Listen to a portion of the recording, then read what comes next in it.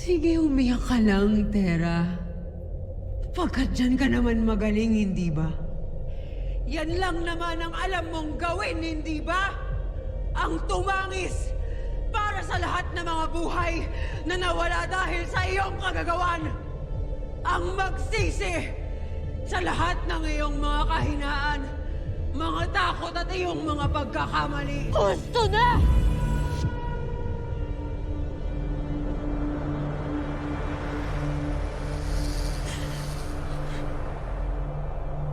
Sino ka para husgahan ako? Lalo at wala kang alam sa lahat ng pinagdaanan ko.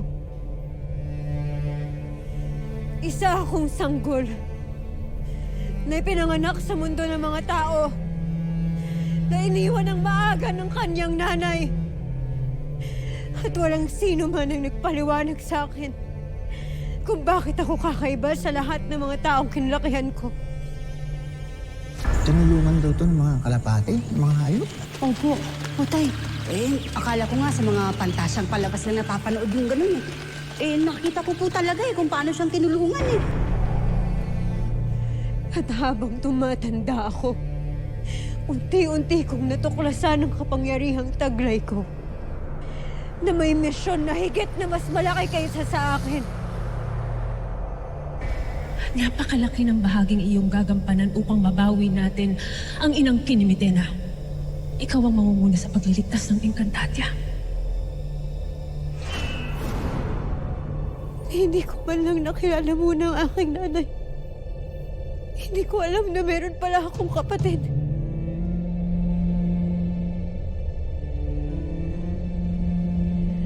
Lalo hindi ko kasalanan na isinakripisyo ang buhay ng ate ko para mabuhay ako.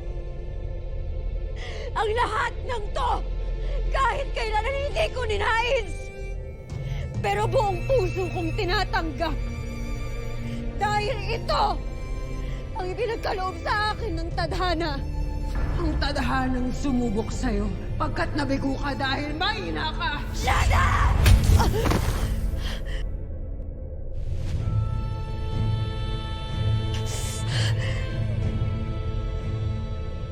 Bakit nagagawa na kitang saktan?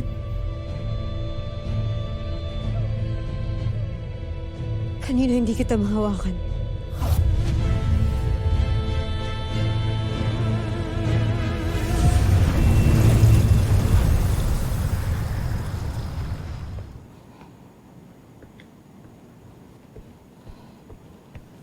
Punong tabon. Hindi pa ba nagpabalik si Armea mula sa Lireo? Hindi pa po. Hindi na lang siya ang dapat natin pangilagan ngayon. Anong ibig mong sabihin? Si Daron, ang miniyabing iyon. Alam kong may hinala na rin siya sa akin, sa atin, ng mga lihim na kaaway ni Armea. Kung meron man siyang kutob, titiyakin ko na hindi yon magiging patunay.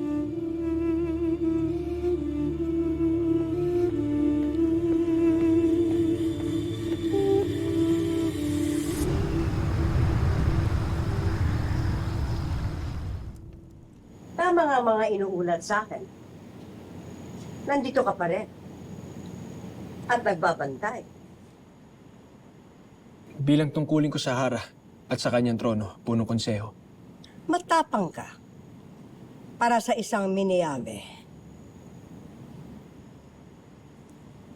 Sabihin mo nga sa akin, Daron. Ano ang binabantayan mo at ipinagtatanggol mo rito? Ang trono? Ang palasyo? O ang Hara?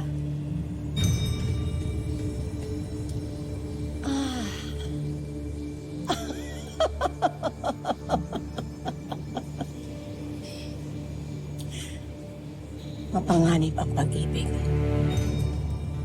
Lalo na't sa mundong pinamumunuan ng kapangyarihan.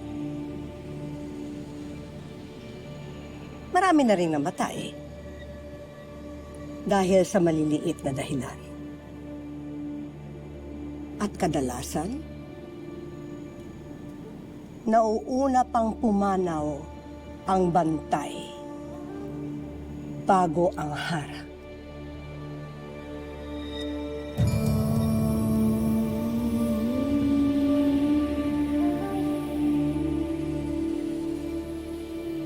Magpahinga ka na, Miniapen. Lalo't may mga bantang hindi maaaring panghimasukan o ipagtanggol.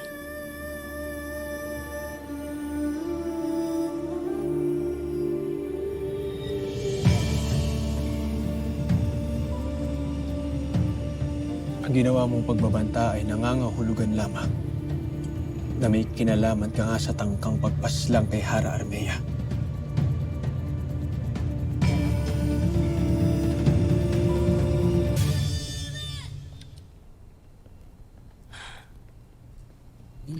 Ramdam na ramdam ko talaga ang kasamaan ng tungkod na to. Paano nga kasi? Kasamaan naman talaga yung kung ano man yan. Bitawan mo na yan, Armea. Sige ka, masasapian ka niya. Gusto mo?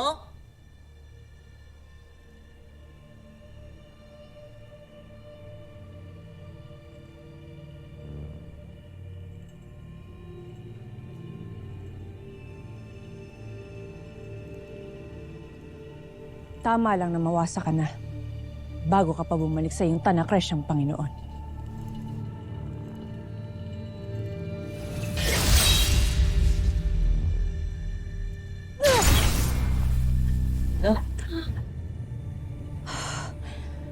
Bakit hindi ko magana yung makapangyarihang espada ni Cassiopeia?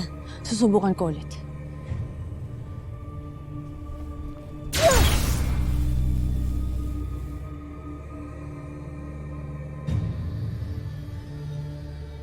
Gamitin mo ang iyong armas, Lyra. Natitiyak kong mawawasak yan sa kamao ni Emre. Oo nga, no?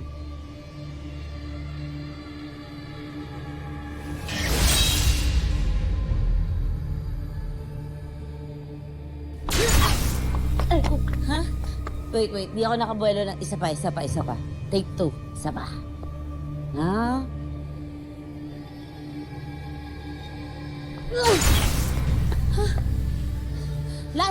Last na.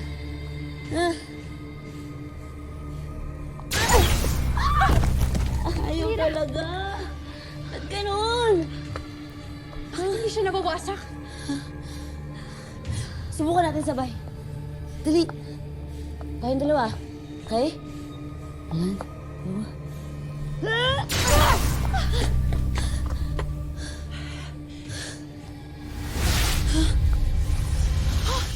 Vitena? Ano ang ginagawa ng Reyna ng Miniabi rito?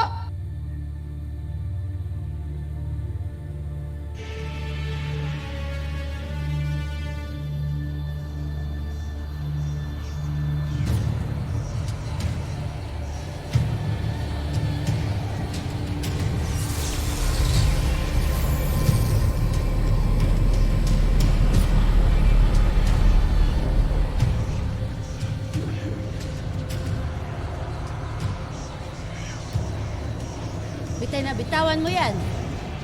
Ibalik mo sa amin yan.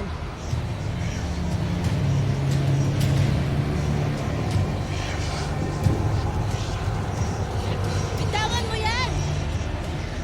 Mga kawal! Hulihin si Vitena!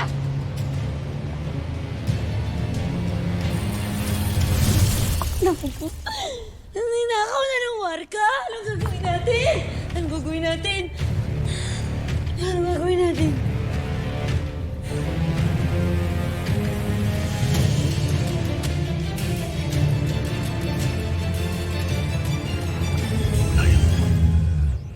Ano at sino na lang ang aking kukuning kapanalig? Ipakita mo sa akin ang iyong kapangyarihan tungkol. Sumusunod sa kanya ang tungkod ni Gargan. Pagkat kinikilala nito ang natitira pang kadiliman sa loob ni Mitena. Sa wakas ay mayroon na ako muling malakas na armas. Hindi lahat may liligtas natin, Thea. Pero hindi ibig sabihin nun, wala na tayong maliligtas pa. Isang karangalan na lumaban. Kasama kayo. Kaya't tipunin na natin ang lahat. Nang sa ganun ay malaman namin ang saklaw na kapangyarihan ng batalang ating mga kalaban.